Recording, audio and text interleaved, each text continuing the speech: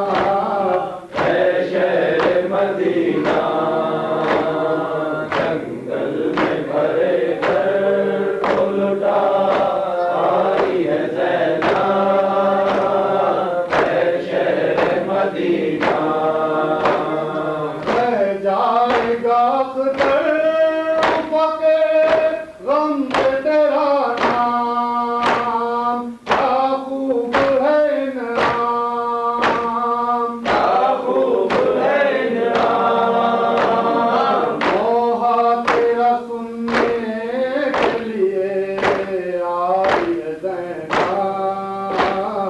اے شہر مدینہ جنگل میں بڑے گھر کو لٹا آئی ہے زینب اے شہر مدینہ جنگل میں بڑے گھر کو لٹا آئی ہے زینب اے شہر مدینہ